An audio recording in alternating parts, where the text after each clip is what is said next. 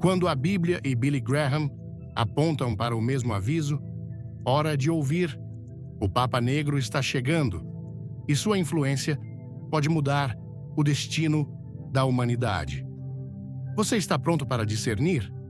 Um obscuro líder religioso está a ponto de tomar o controle espiritual do mundo. E se eu te dissesse que a Bíblia já falou de sua chegada há séculos? Em Apocalipse 13, versículo 11, está escrito: Vi outra besta que subia da terra. Tinha 2 chifres semelhantes aos de um cordeiro, mas falava como dragão. Este versículo, aparentemente enigmático, tem sido interpretado por muitos estudiosos como a chegada de uma figura religiosa com aparência de paz, mas com intenções alinhadas ao inimigo. Hoje, exploraremos a inquietante possibilidade de que esta profecia esteja começando a se cumprir diante dos nossos olhos, com sinais que não podemos ignorar. Vamos te mostrar como os textos bíblicos e os eventos atuais poderiam estar revelando a iminente aparição deste líder, conhecido por muitos como o Papa Negro. Antes de começar, deixe um nos comentários se você quer desvendar o mistério do Papa Negro. Inscreva-se e não perca o final surpreendente deste vídeo. Estás pronto para entender o que Deus tem reservado para ti? Alguma vez te perguntaste como seria se o maior engano espiritual não viesse disfarçado de maldade, mas de santidade e paz? Aparentemente, o livro do Apocalipse nos dá uma imagem inquietante que poucos se atrevem a olhar de perto. Em Apocalipse 13, versículo 11, lemos: Vi outra besta que subia da terra. Tinha 2 chifres semelhantes aos de um cordeiro, mas falava como dragão. Este trecho não descreve uma ameaça visível, nem um inimigo declarado. O que revela é muito mais perigoso. Trata-se de uma figura que se apresenta como um líder espiritual, manso e humilde como um cordeiro, mas cujas palavras e ações estão impregnadas do espírito do engano. Sua aparência inspira confiança, mas sua essência busca seduzir o mundo inteiro, afastando-o da verdade. Esta figura não chega impondo o mal, chega com discursos doces, promessas de unidade e uma falsa paz que não provém de Deus. Quando observamos o contexto global atual, podemos ver como se prepara o terreno para uma figura assim. Uma figura que não precisa da força para dominar, porque conquista desde o púlpito, desde a diplomacia religiosa, desde um linguagem cuidadosamente desenhado para soar espiritual, mas vazio de verdade bíblica. Jesus nos advertiu claramente em Mateus 7, versículo 15. Cuidado com os falsos profetas. Eles vêm a vocês disfarçados de ovelhas, mas por dentro são lobos ferozes. Esta advertência não foi dada ao acaso. Foi uma alerta para tempos como os nossos, onde muitos buscam uma espiritualidade cômoda, sem cruz, sem arrependimento, sem doutrina, sem obediência, sem confrontação, sem verdade absoluta.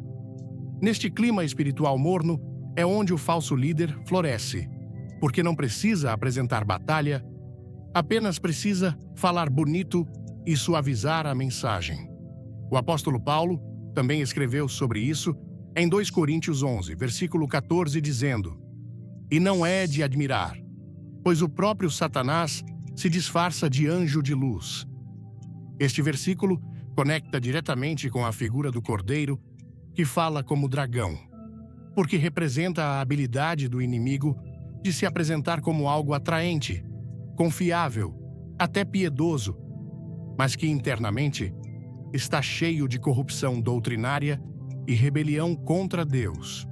O problema não é que o engano venha de fora, mas que se disfarça de autoridade espiritual desde dentro. Isso é o que faz tão perigosa esta figura profética anunciada em Apocalipse. Uma figura que não vem para destruir diretamente, mas para distorcer silenciosamente os fundamentos da fé.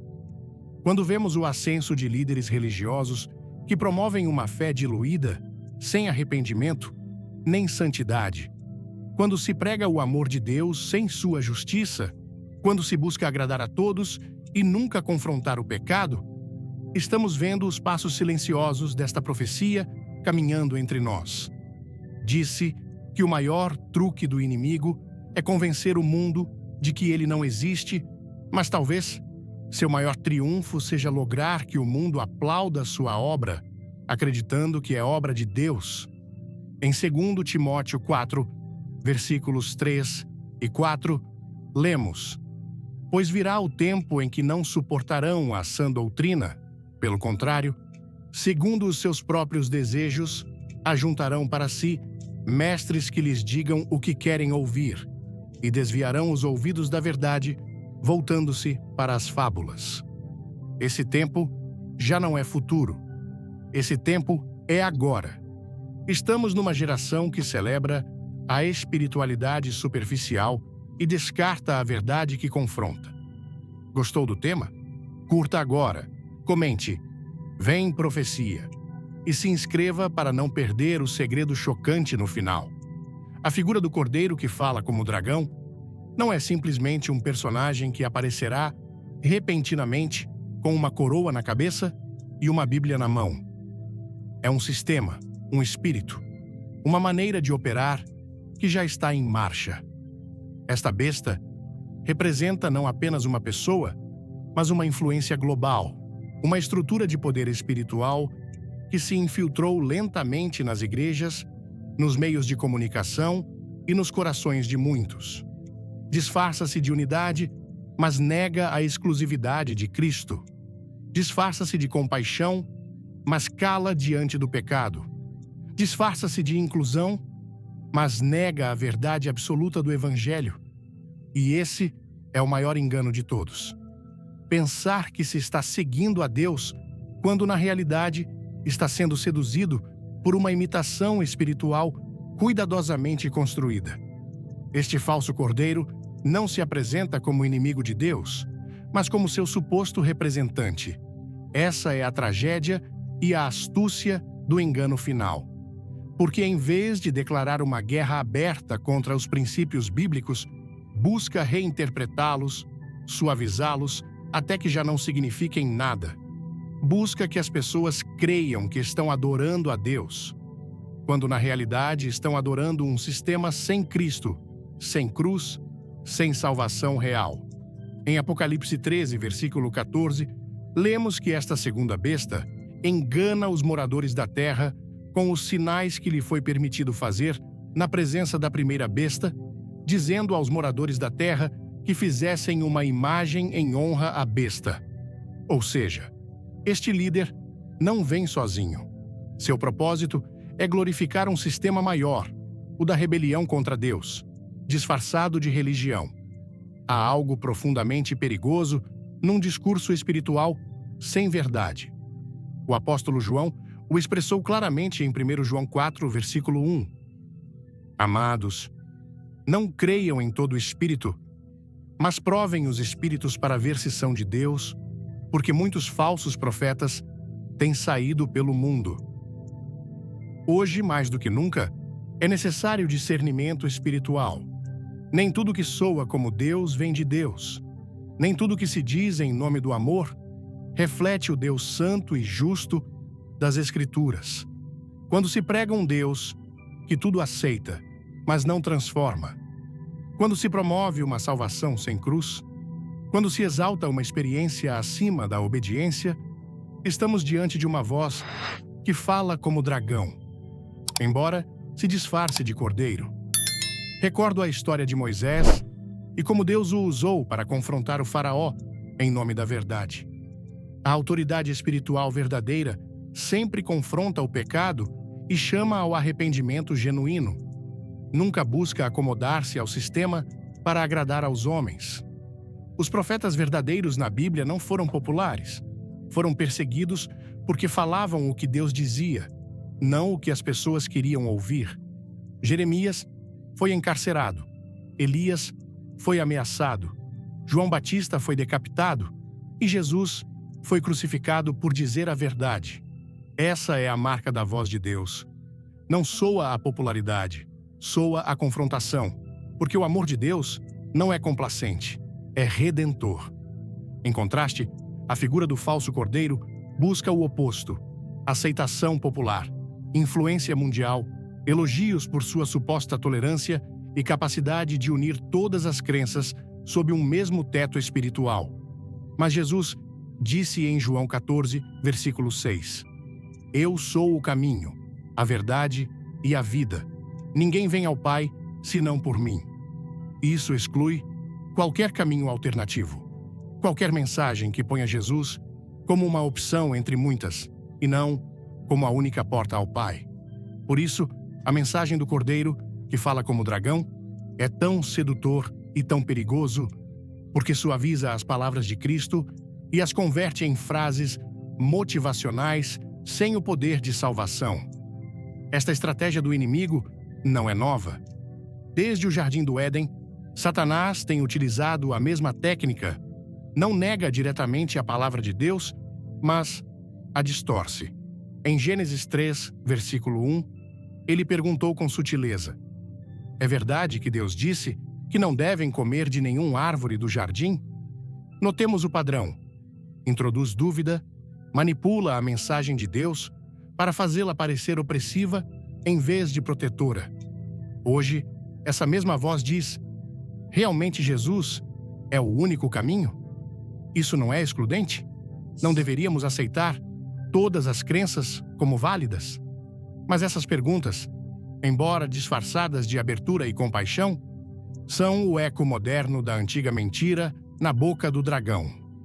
Jesus também enfrentou essa tentação quando foi levado ao deserto, e Satanás lhe citou as Escrituras fora de contexto para desviá-lo do propósito divino. Em Mateus 4, versículo 6, lemos: Se és filho de Deus, lança-te abaixo, porque está escrito: Ele ordenará a seus anjos que te sustentem. Satanás usou a Bíblia, mas a usou para tentar, para manipular, para distorcer. Assim também, esta figura profética do Apocalipse usará a Bíblia para justificar seus discursos, mas não será a verdade. O que ensinar será uma versão manipulada, feita sob medida para os corações rebeldes que desejam um Deus que os afirme sem transformá-los. Quer saber mais sobre essa profecia? Deixe seu like, comente "Quero saber" e fique até o fim para uma revelação que vai te surpreender. Nestes tempos, precisamos de uma fé firme, não emocional. Uma fé baseada nas Escrituras, não nas sensações. Uma fé que não se deixa seduzir por palavras doces nem por títulos religiosos, mas que discerne pelo Espírito de Deus. Jesus prometeu em João 16, versículo 13: Quando vier o Espírito da verdade, ele os guiará a toda a verdade. Essa é nossa esperança, que o Espírito Santo nos revele qual voz provém do Cordeiro e qual é a voz do dragão disfarçado. O discernimento não é opcional nos tempos finais, é vital. Se não aprendermos a diferenciar entre o verdadeiro e o falso, entre o santo e o profano, podemos terminar adorando uma imagem que nega a Cristo, mas que leva seu nome. E essa é precisamente a armadilha final que o inimigo preparou. Uma religião sem verdade, uma igreja sem cruz, uma espiritualidade sem transformação. O livro de Daniel, capítulo 8, versículo 25, já falava de um poder que se engrandecerá até contra o príncipe dos príncipes e, pelo engano, destruirá a muitos. Esta descrição profética conecta diretamente com o que vemos hoje. Um sistema que se levanta em nome de Deus, mas nega sua autoridade. Não devemos subestimar o alcance deste engano, nem a sutileza com que se apresenta. Muitas pessoas já estão sob sua influência sem saber, porque o que escutam lhes agrada, consola, mas não as confronta, não as leva ao arrependimento, nem à santidade. Esse é o filtro da verdade.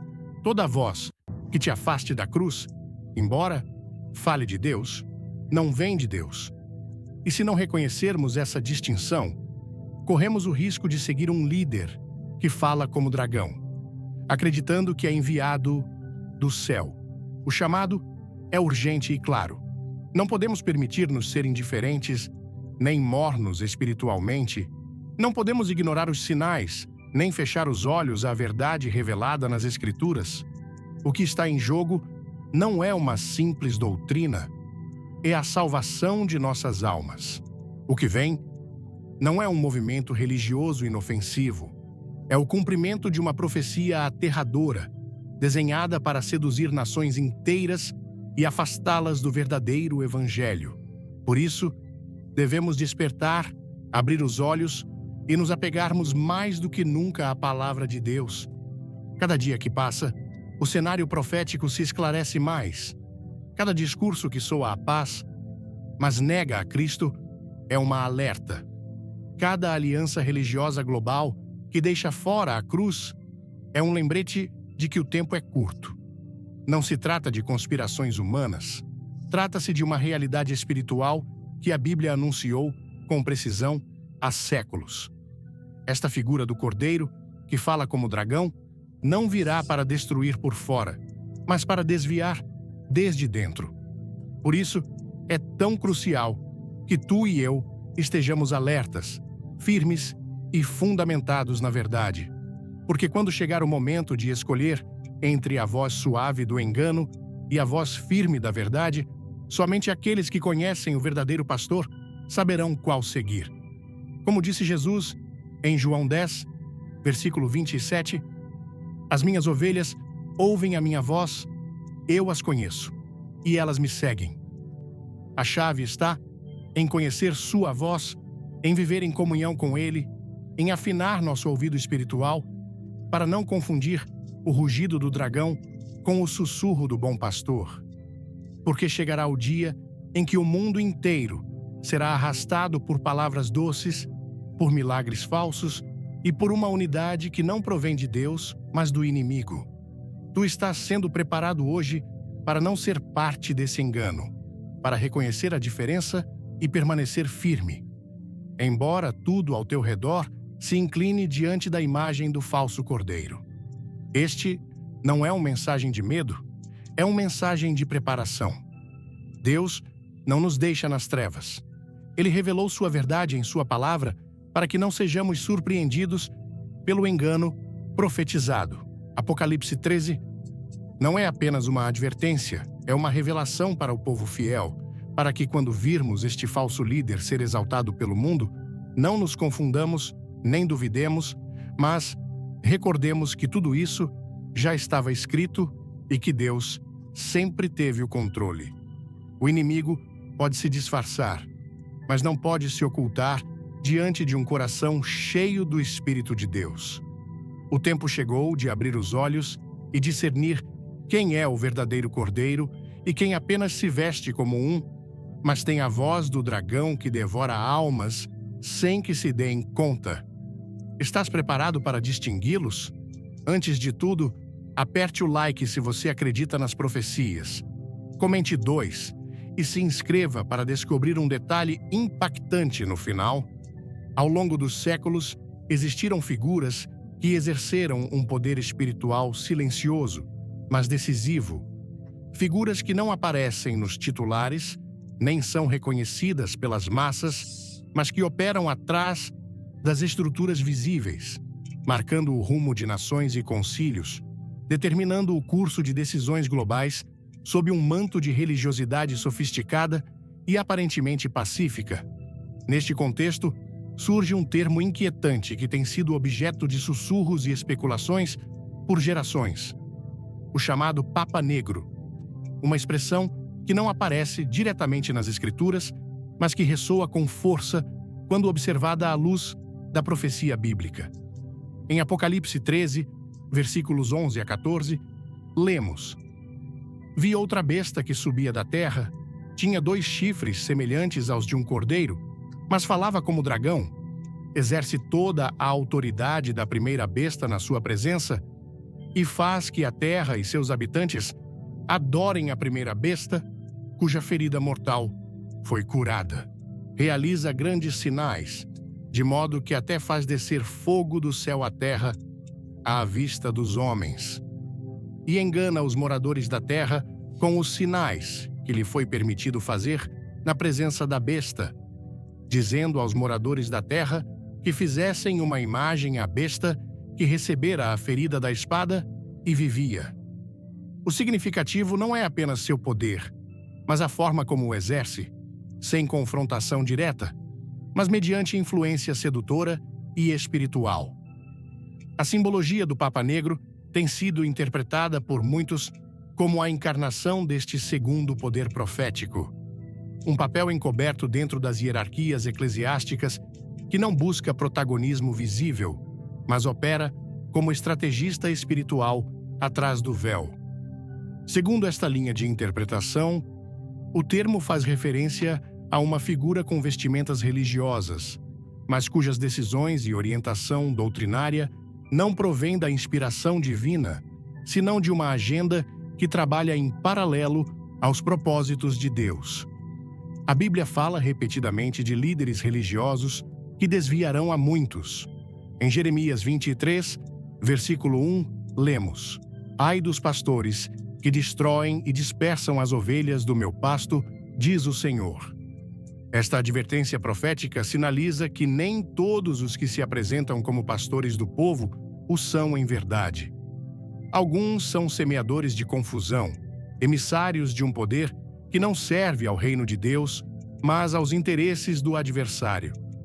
Esta figura encoberta não se opõe frontalmente à fé verdadeira, mas se infiltra em sua estrutura, adota sua linguagem, seus símbolos, suas escrituras, mas desvia sua essência, distorce sua mensagem e enfraquece seu fundamento. A maior estratégia do inimigo nos tempos finais não é destruir a igreja desde fora, mas deformá-la desde dentro, mudar sua essência enquanto mantém sua forma.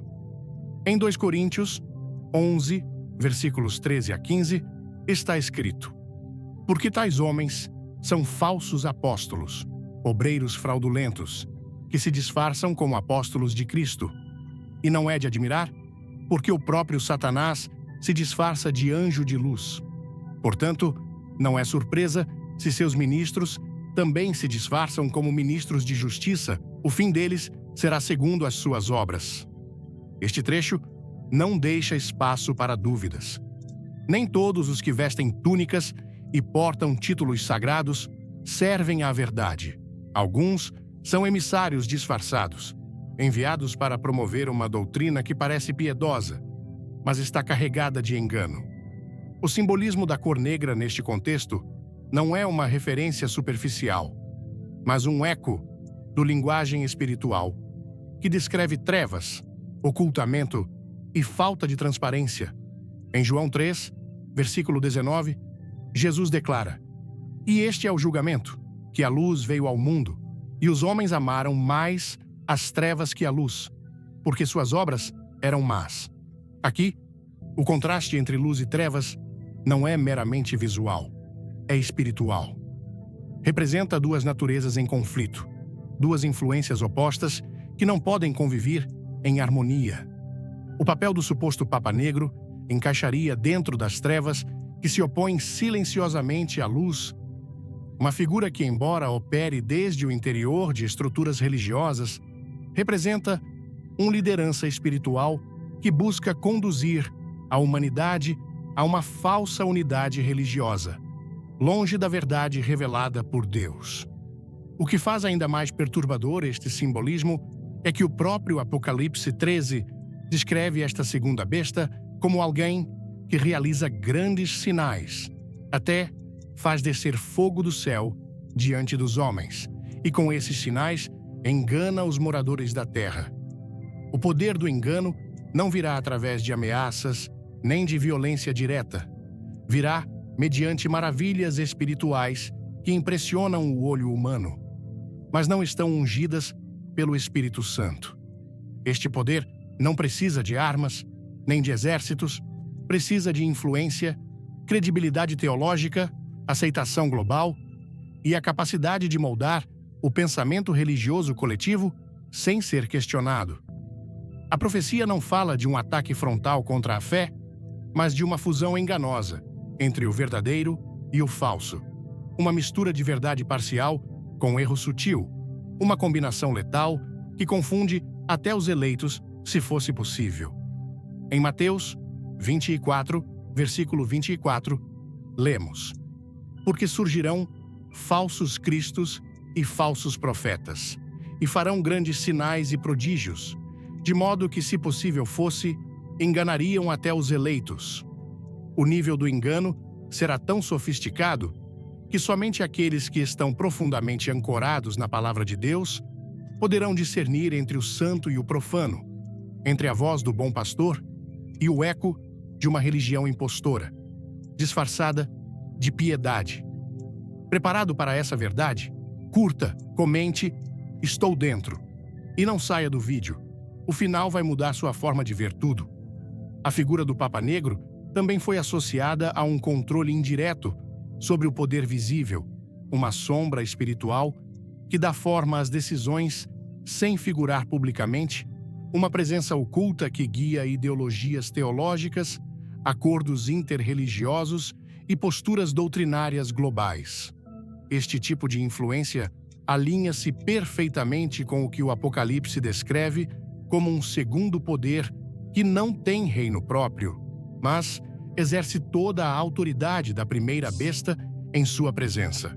Em outras palavras, atua como representante espiritual de um poder mais amplo e profundo, cuja meta não é estabelecer a verdade, mas consolidar uma estrutura que usurpe o lugar de Deus na consciência dos homens. Este poder não precisa declarar guerra ao cristianismo bíblico, apenas precisa reformulá-lo e reestruturá-lo até que deixe de ser reconhecível. E isso se logra desde dentro, mediante doutrinas que parecem compassivas, mas negam o arrependimento. Decisões que soam inclusivas, mas despojam o evangelho de sua exclusividade. Mandamentos humanos que substituem a obediência à palavra.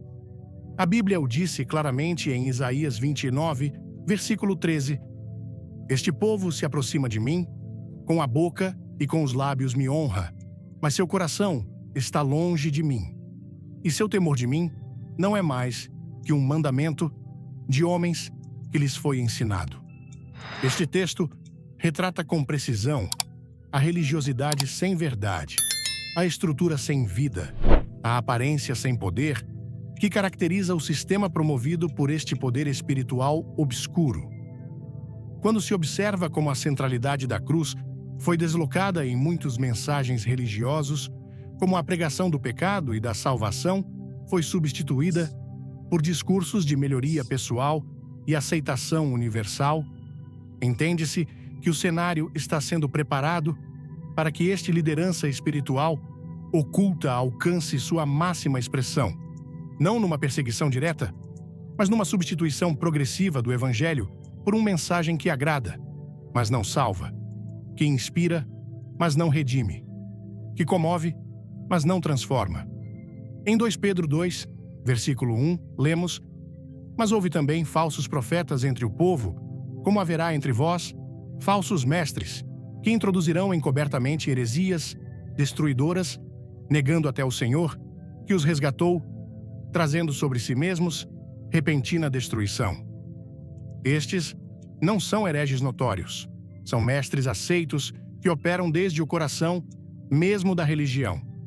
A figura simbólica do Papa Negro representa, então, um ponto culminante nesta estratégia milenar, uma estratégia que não precisa atacar a fé com força, mas substituí-la com astúcia. O inimigo sabe que uma mentira disfarçada de verdade tem mais poder de destruição que uma heresia declarada. Quando a verdade se mistura com o erro, perde sua capacidade de liberar, porque já não é verdade pura. Em João 8, versículo 32, está escrito: E conhecereis a verdade, e a verdade vos libertará. Mas, se essa verdade é adulterada, se foi suavizada ou manipulada, então já não tem o poder de transformar nem de redimir. é simplesmente uma máscara piedosa colocada sobre uma estrutura vazia. Em 1 Timóteo 4, versículo 1, o apóstolo Paulo adverte: Ora, o Espírito expressamente diz que nos últimos tempos alguns apostatarão da fé, dando ouvidos a espíritos enganadores e a doutrinas de demônios. Esta apostasia não virá pelo abandono visível do cristianismo, mas por sua transformação em algo irreconhecível. O mais alarmante é que muitas dessas doutrinas serão promovidas por líderes religiosos com autoridade, influência e o respeito de milhões. Serão figuras que inspirarão confiança e que pregarão um evangelho distinto, mas que não parecerá distinto à primeira vista. Essa é a sofisticação do engano. Esse é o verdadeiro poder do sistema do fim. O símbolo do Papa Negro não deve ser interpretado com ligeireza, nem visto como uma teoria marginal. É uma representação poderosa de uma liderança espiritual que obra nas sombras, mas com consequências visíveis para toda a humanidade. Um poder que fala em nome de Deus, mas contradiz sua palavra, que promove paz, mas não a que provém do Espírito Santo, que fala de amor, mas ignora a santidade e que oferece salvação sem arrependimento. É esta figura que prepara o mundo para render culto a uma imagem que não representa a Cristo, mas a seu imitador, o falso Messias. A palavra de Deus nos chama constantemente a velar e orar, a não dormir espiritualmente enquanto os sistemas de engano se consolidam e a permanecer firmes na fé, não segundo as tradições humanas, mas segundo a revelação divina. Em Efésios 5, versículo 11, somos exortados: e não participeis das obras infrutíferas das trevas, mas antes denunciai-as.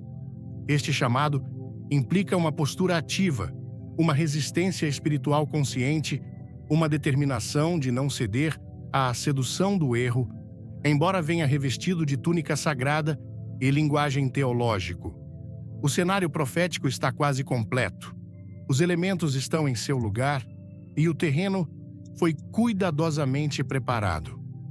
A figura simbólica do Papa Negro, como representante do liderança religioso oculto e enganoso do tempo do fim, não é uma mera construção especulativa, mas uma manifestação do que a Escritura advertiu há séculos.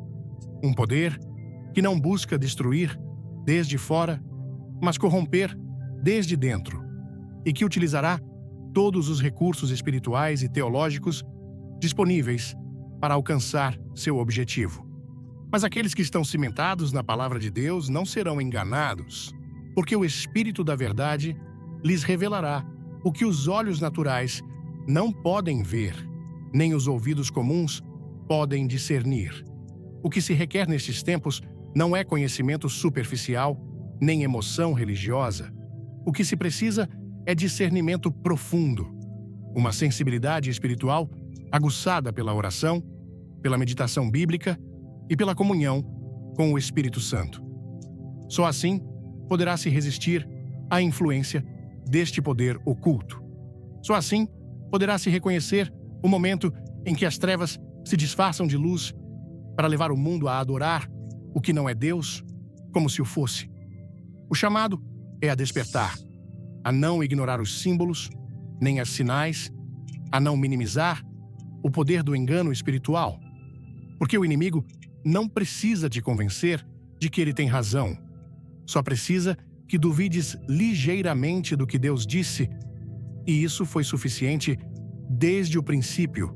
Tudo o que foi profetizado está se desenvolvendo, não em grandes eventos visíveis, mas em pequenos desvios aceitos como progresso, em ligeiras alterações doutrinárias, celebradas como inclusão, em novas formas de espiritualidade que não demandam santidade, nem submissão ao senhorio de Cristo. O Papa Negro, como símbolo, representa este avanço sutil, mas profundo, do erro organizado e espiritualmente ativo, operando numa esfera que muitos consideram sagrada, mas que se desconectou do fundamento da verdade eterna. Por isso, O tempo de discernir é agora, porque a escuridão já não se oculta, disfarça-se de santidade. E se não tens luz interna, não poderás distinguir a diferença entre o verdadeiro pastor e o lobo coberto de lã sagrada. O julgamento começa pela casa de Deus e a purificação virá primeiro por aqueles que dizem representar seu nome, mas torceram sua mensagem. Hoje é o dia de estar alerta, porque a profecia não começou apenas, já está em marcha, e seu desenlace está mais perto do que cremos. Vivemos num tempo onde o simbólico está deixando de ser metáfora para se tornar realidade visível. As profecias que durante séculos foram interpretadas como mistérios ainda longínquos, hoje ressoam com força nos titulares do mundo. Os movimentos religiosos, que uma vez operavam de maneira fragmentada, estão convergindo em discursos globais que promovem uma unidade espiritual sem doutrina e uma paz religiosa sem cruz. As sinais descritas pela Bíblia não ficaram no passado, nem estão esperando se manifestar num futuro remoto. Estão acontecendo diante dos nossos olhos, com uma precisão que não pode ser ignorada. Apocalipse 13 fala de uma besta que engana com sinais e prodígios, não com violência direta, mas com uma sedução sutil, respaldada por atos surpreendentes que cativam os sentidos e adormecem o discernimento espiritual. Em nossos dias, estão se realizando acordos interreligiosos onde se afirma que todas as crenças conduzem ao mesmo Deus. Estas declarações buscam estabelecer uma base comum que facilite o diálogo e a cooperação entre religiões, mas, ao fazê-lo, negam a exclusividade do Evangelho proclamado por Jesus Cristo, que disse em João 14, versículo 6: Eu sou o caminho, a verdade e a vida, ninguém vem ao Pai senão por mim. Esta afirmação não deixa espaço para relativismos nem sincretismos espirituais. No entanto, em nome da paz, está se gestando um sistema religioso que, pouco a pouco, exclui qualquer verdade absoluta, em especial a verdade que emana do Evangelho bíblico. A Bíblia adverte que chegará o momento em que a verdade será substituída por fábulas, e os homens se voltarão a líderes que lhes falem segundo seus próprios desejos. Em 2 Timóteo 4, versículos 3 e 4, lemos: Porque virá o tempo em que não suportarão a sã doutrina. Pelo contrário, segundo os seus próprios desejos, ajuntarão para si mestres que lhes digam o que querem ouvir e desviarão os ouvidos da verdade, voltando-se para as fábulas. Esta descrição profética se manifesta hoje, quando os líderes religiosos mais celebrados não são necessariamente os mais fiéis às Escrituras, mas os que sabem falar sem incomodar, os que sabem incluir sem corrigir, os que sabem proclamar sem confrontar. Neste contexto, se entendem as sinais que estão ocorrendo. Com alarmante frequência, levantam-se vozes, desde esferas religiosas, que chamam a uma reforma espiritual global, sob um mesmo sistema doutrinário aberto, flexível, inclusivo, que busca eliminar as diferenças em prol de uma suposta unidade. A armadilha está em que essa unidade se constrói sobre a base de eliminar os fundamentos que sustentam a fé verdadeira, como a santidade de Deus, o arrependimento do pecado e a autoridade única das Escrituras. Em João 17, versículo 17, lemos: Santifica-os na tua verdade, a tua palavra é a verdade. Portanto, qualquer unidade que prescinde da verdade bíblica não pode ser do Espírito Santo, mas de outro espírito que opera sob a aparência de bem. As sinais também estão nos discursos oficiais que falam de reimaginar a religião para o século XXI, adaptá-la às novas realidades sociais, reinterpretar as Escrituras para que encaixem com os valores contemporâneos.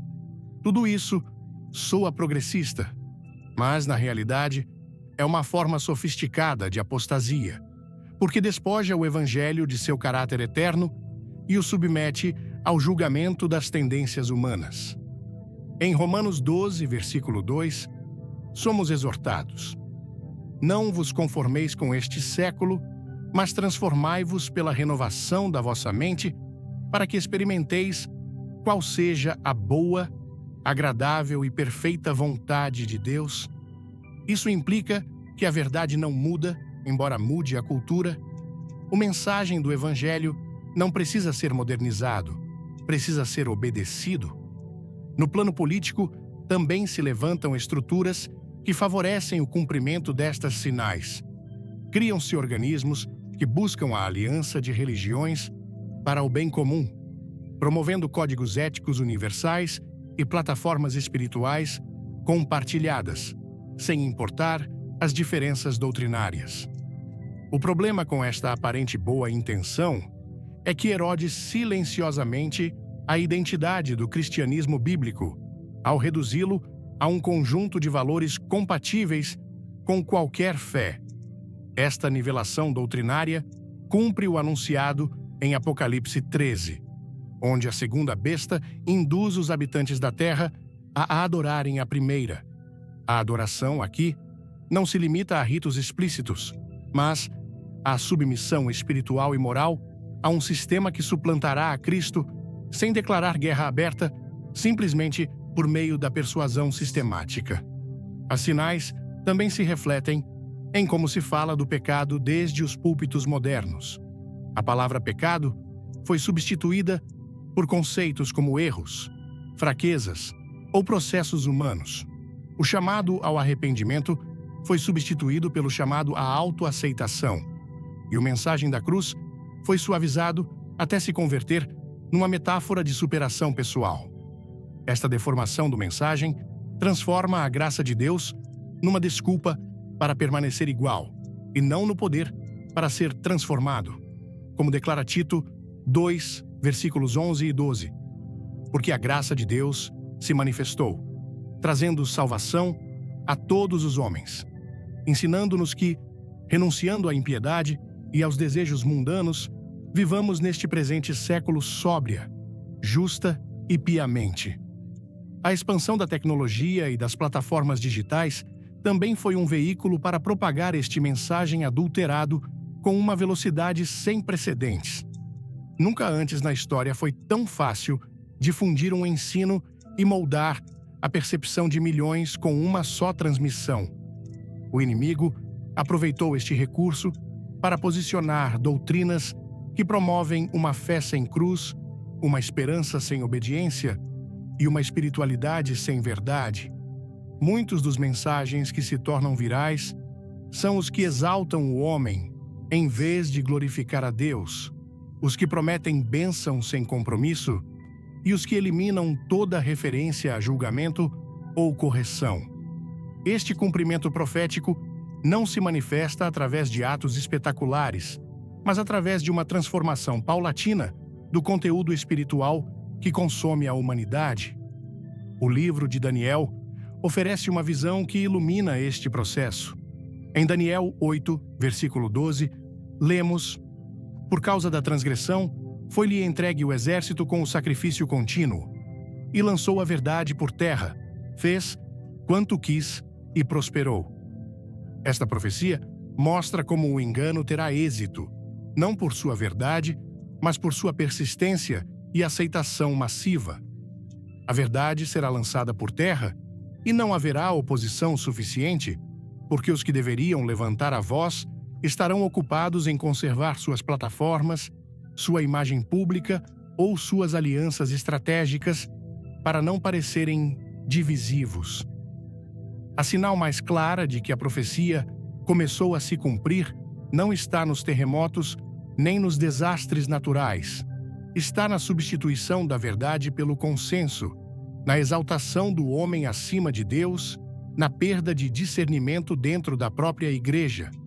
A apostasia não ocorre fora dela, mas em seu interior, e se manifesta quando o povo deixa de escutar a voz de Deus para seguir a voz de uma espiritualidade que deixou de ser santa para se tornar popular e inofensiva. Em Ezequiel 22, versículo 26, lemos: Seus sacerdotes violaram a minha lei e profanaram as minhas coisas santas. Entre o santo e o profano não fizeram diferença, nem distinguiram entre o imundo e o limpo. E de meus sábados esconderam os olhos, e fui profanado entre eles. Hoje, essa profanação continua quando os líderes permitem que o mensagem seja diluído por temor a perder influência, quando adotam uma postura neutra frente a temas morais fundamentais, quando preferem agradar ao mundo antes que agradar a Deus. Este processo não é novo. Foi anunciado e está se cumprindo com precisão. Cada vez que se assina um pacto interreligioso que nega a exclusividade de Jesus, cada vez que se promove uma visão do reino que exclui o arrependimento, cada vez que se valida uma pregação sem cruz, está se colocando outro tijolo na construção do sistema espiritual que conduzirá à adoração da besta.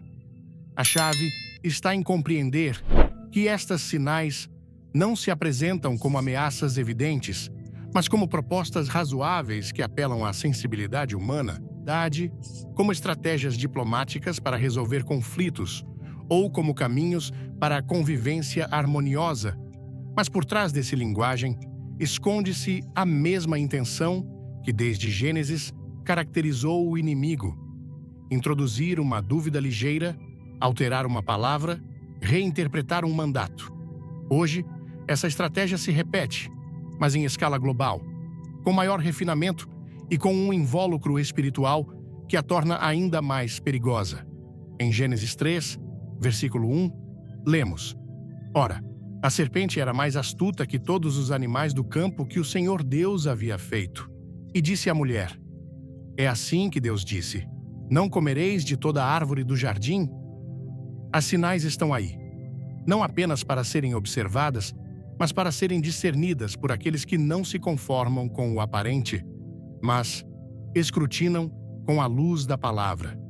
Em Salmos 119, versículo 105, está escrito: Lâmpada para os meus pés é a tua palavra, e luz para o meu caminho.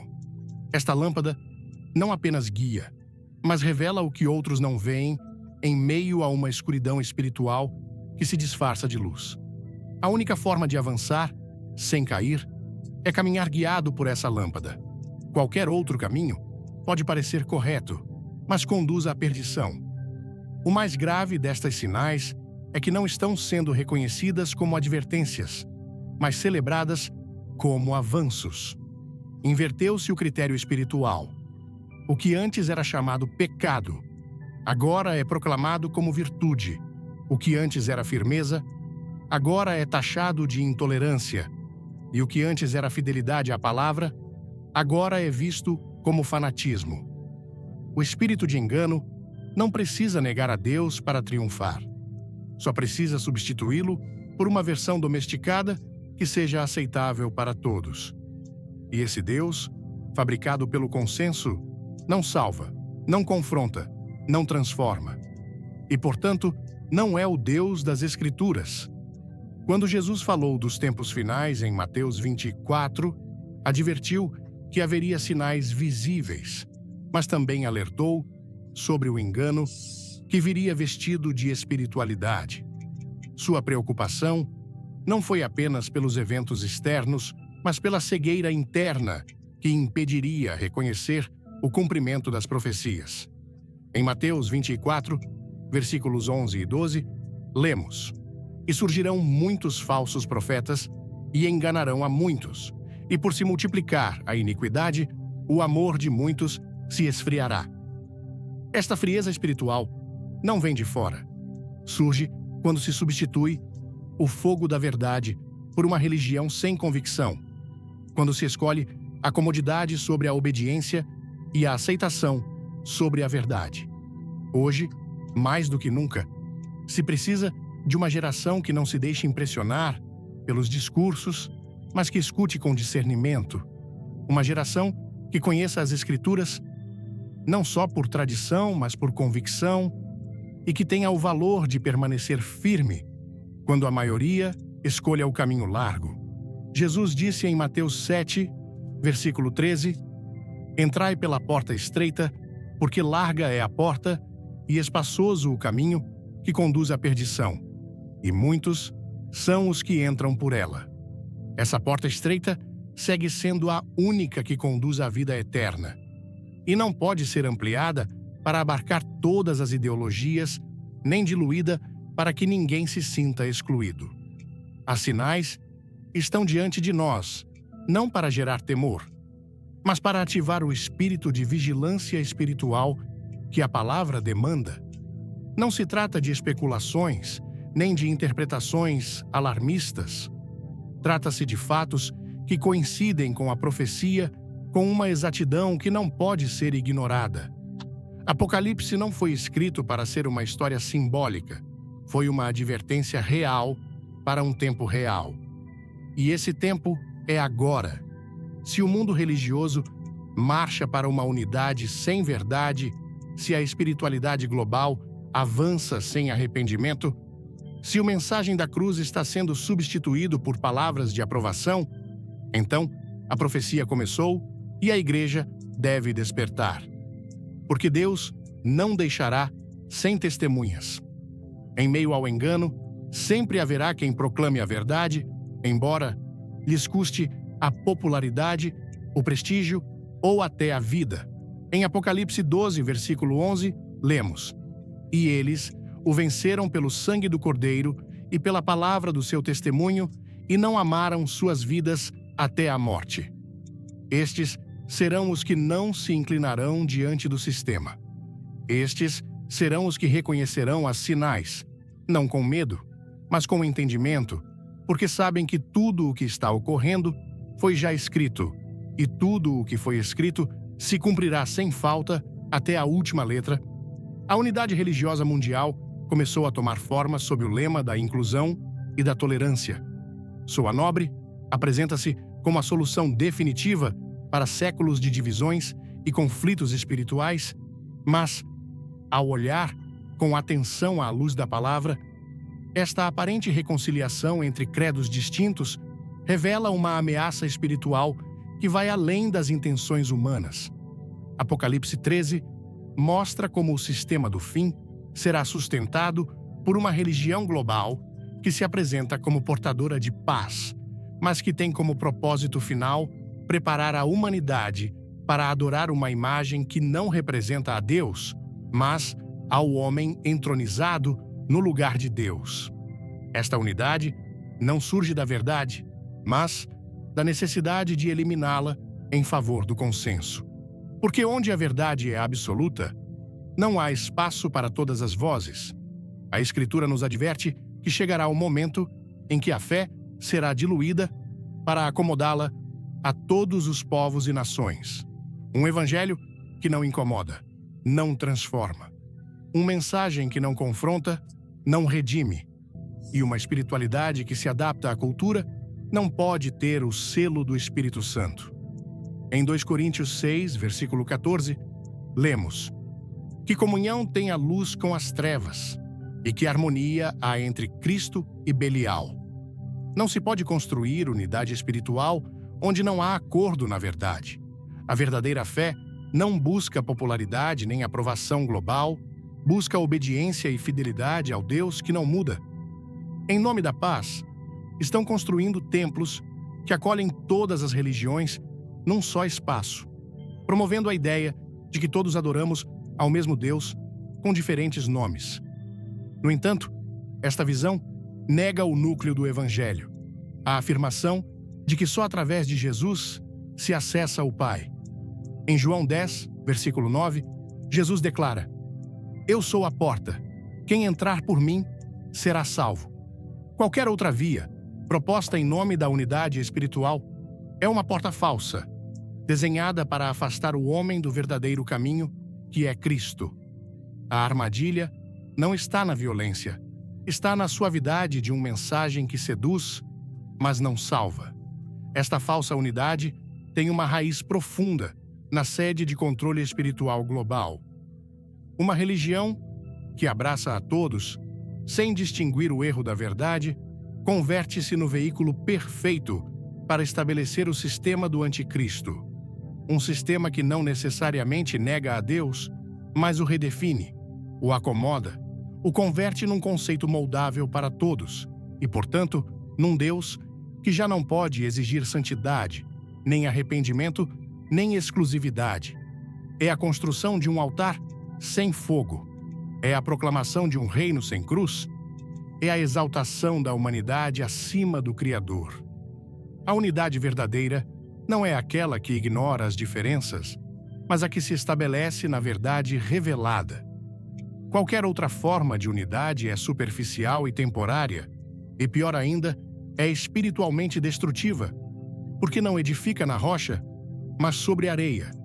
Em Mateus 7, versículos 26 e 27, lemos: E todo aquele que ouve estas minhas palavras e não as pratica, será comparado a um homem insensato que edificou a sua casa sobre a areia e caiu a chuva, vieram as torrentes, sopraram os ventos e bateram contra aquela casa, e ela caiu, e foi grande a sua queda. Esta tormenta profética já está se levantando, uma tormenta que provará que mensagem permanece e qual se derruba sob o peso de sua falsidade. O mais alarmante desta armadilha é que não se impõe pela força. Aceita-se com entusiasmo porque se reveste de nobreza, de humanidade, de sensibilidade. Mas por trás de seu discurso esconde-se uma intenção clara: substituir a verdade de Deus por uma narrativa global que idolatra a unidade acima da revelação divina. Apocalipse 17 descreve uma mulher vestida de púrpura, sentada sobre uma besta com nomes de blasfêmia, uma imagem que representa a união de poder político e religioso para perseguir os santos e dominar as nações.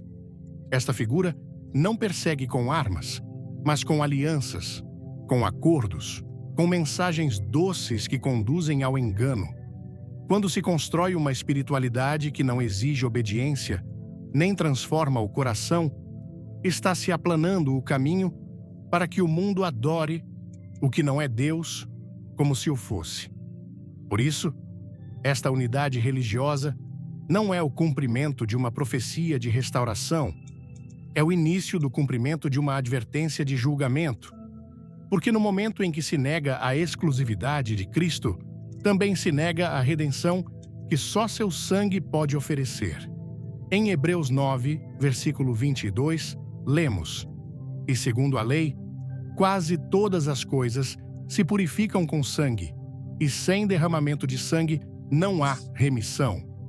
Nenhum outro caminho proposto por esta falsa unidade pode substituir esse sacrifício.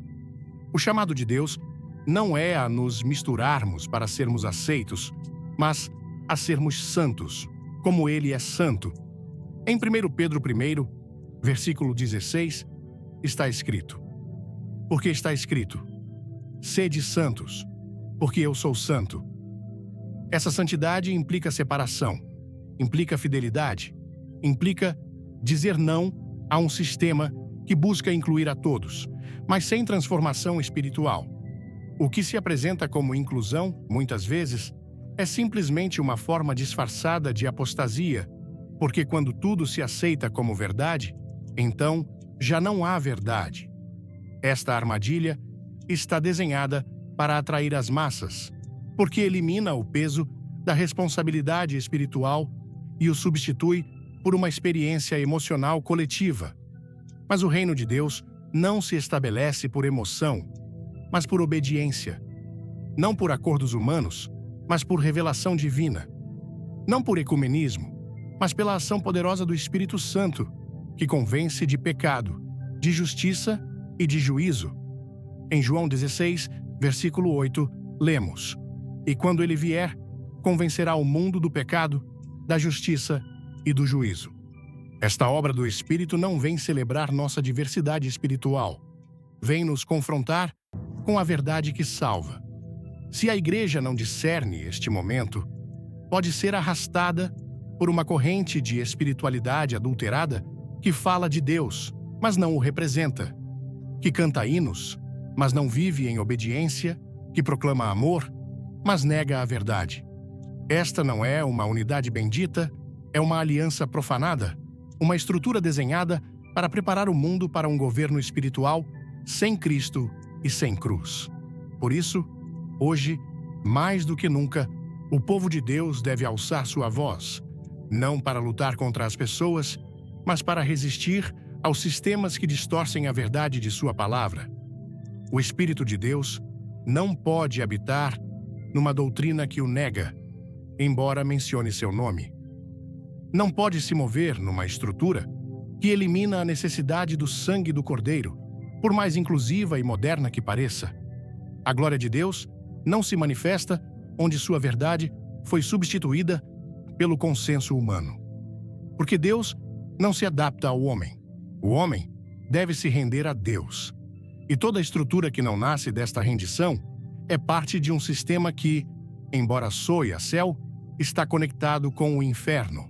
Por isso, Apocalipse 18, versículo 4, clama com urgência: sai dela, povo meu, para que não sejas participante dos seus pecados, nem recebas parte das suas pragas. A advertência está clara. A armadilha não virá com correntes, virá com abraços. Não exigirá renunciar a Deus, só pedirá renunciar à sua exclusividade. Não perseguirá os crentes no início, os convidará a se unirem. Mas no momento em que a verdade bíblica for afirmada, será considerada perigosa, divisiva e até extremista, porque a unidade sem verdade não tolera a verdade que divide. Por isso, o tempo de decidir já começou. Ou permanecemos firmes na verdade, embora o mundo nos rejeite, ou nos acomodamos à falsa paz que o mundo oferece. Mas negamos com isso ao único que pode salvar, Jesus Cristo, o Filho do Deus vivo. Em tempos onde a confusão espiritual se disfarça de revelação divina, o papel do verdadeiro crente se torna mais crucial que nunca. A Bíblia não nos chama a seguir a corrente do mundo, nem a aceitar passivamente tudo o que leva ao nome de Deus, mas a provar os espíritos e discernir se realmente provém dele. Em 1 João 4, versículo 1, lemos: Amados, não creiam em todo espírito, mas provem os espíritos para ver se são de Deus, porque muitos falsos profetas têm saído pelo mundo.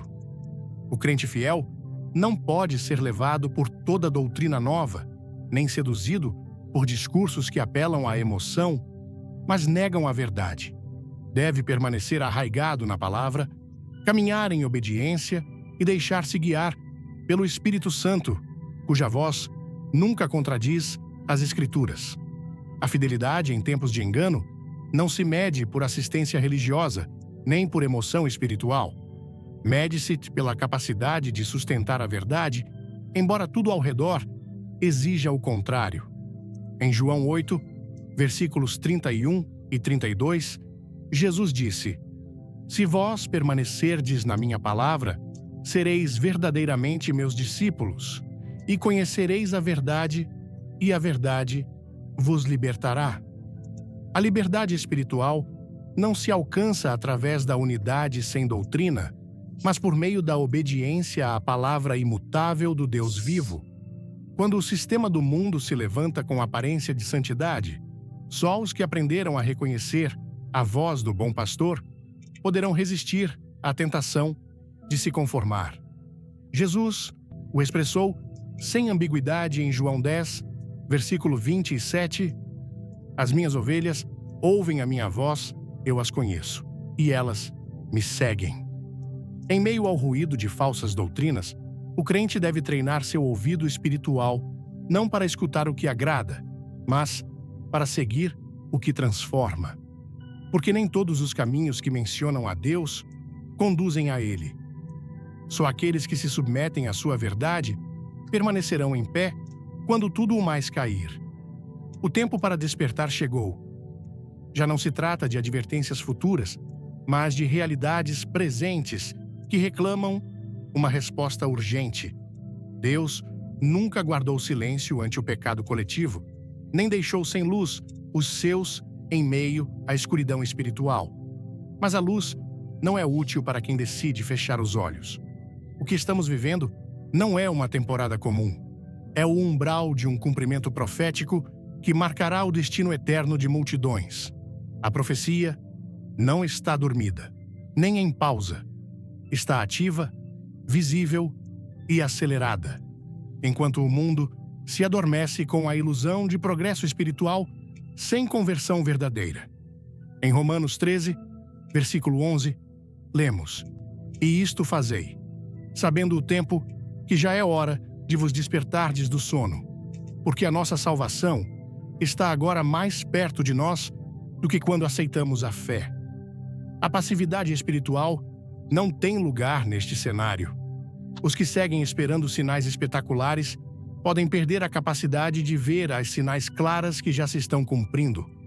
Na maneira como a verdade é relativizada, como o pecado é normalizado, na forma como as estruturas religiosas se tornam ferramentas para sustentar o engano coletivo, enquanto proclamam uma fé sem o poder do Espírito Santo. Em Efésios 5, versículo 14, lemos: "Desperta, tu que dormes, e levanta-te dentre os mortos, e Cristo te iluminará." Esta é a hora em que cada crente deve examinar seu fundamento e decidir se seguirá as vozes que acariciam o ouvido ou a voz do pastor que guia por sendas de justiça.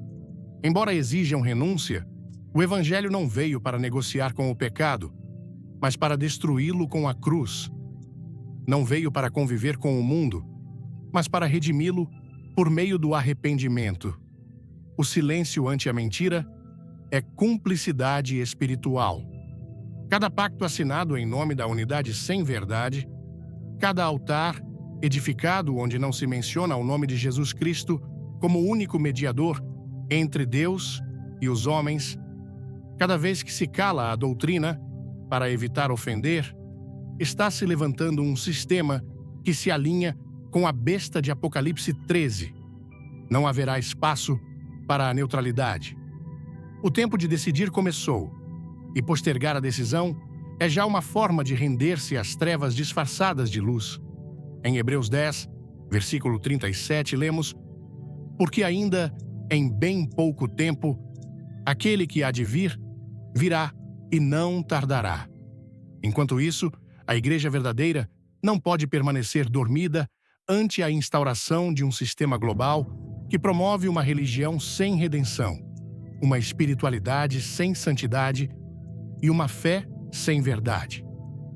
O crente desperto não observa passivamente, mas se consagra, se separa e se prepara, porque sabe que o julgamento começa pela casa de Deus e que o regresso de Cristo não será precedido por uma celebração religiosa mundial, mas por uma grande apostasia que parecerá avivamento, mas negará o poder da cruz.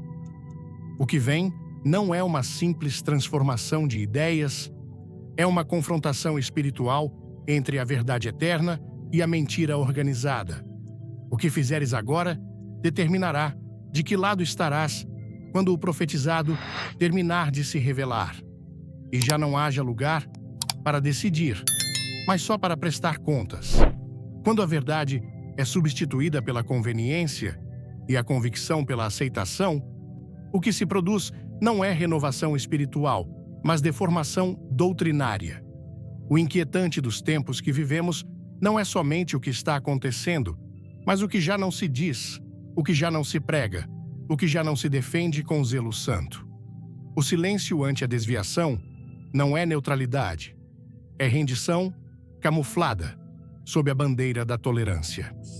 Deus não chamou seu povo a ser espectador do avanço do erro, mas colunas e baluartes da verdade. Em 1 Timóteo 3, versículo 15, lemos: "Para que saibas como convém andar na casa de Deus, que é a igreja do Deus vivo, a coluna e firmeza da verdade." E onde a verdade deixa de ser sustentada, a estrutura inteira se derruba, embora pareça viva, embora siga falando de Deus.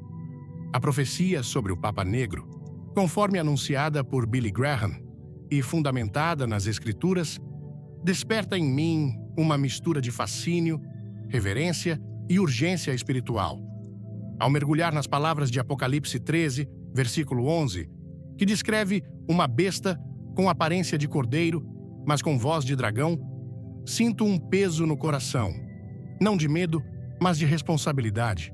A ideia de um líder espiritual que seduz o mundo com promessas de paz, mas conduz à rebelião contra Deus, é um alerta que ressoa profundamente na alma de qualquer brasileiro que cresceu imerso na fé cristã, onde a espiritualidade é mais do que uma prática. É um estilo de vida vibrante, cheio de paixão e conexão com o divino. No Brasil, onde a fé é celebrada com fervor, seja nas missas lotadas, nas procissões de Nossa Senhora Aparecida ou nas orações em família, essa profecia nos convoca a refletir.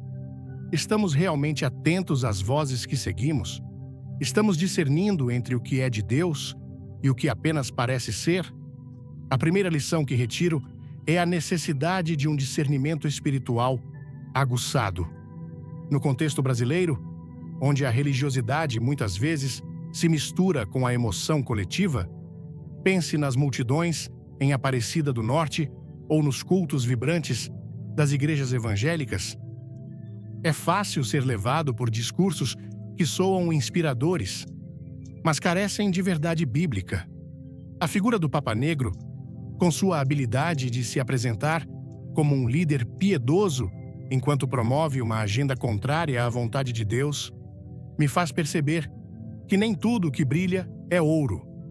Como brasileiros, somos calorosos, abertos e confiantes, mas essa profecia me ensina que devemos equilibrar nosso coração acolhedor com uma mente vigilante. Em João 16, versículo 13, Jesus promete que o Espírito da Verdade nos guiará a toda a verdade. Aplico isso na minha vida, buscando estudar mais as Escrituras, orar com intencionalidade e questionar mensagens que parecem certas, mas não se alinham com a palavra. No dia a dia, isso significa não apenas ouvir pregações que me emocionam, mas examiná-las à luz da Bíblia, como os bereanos em Atos 17, versículo 11. Outra lição poderosa é a importância de permanecer firme na verdade, mesmo quando o mundo aplaude o consenso. No Brasil, onde a cultura valoriza a harmonia e a união, pense nas festas populares que juntam pessoas de todas as origens, como o Carnaval ou as celebrações juninas. A ideia de uma unidade religiosa global soa atraente, mas a profecia alerta que essa unidade, se construída sem a cruz de Cristo, é uma armadilha. Em 2 Coríntios 6, versículo 14, lemos: "Que comunhão tem a luz com as trevas?" Isso me desafia a não ceder à pressão de aceitar tudo em nome da tolerância.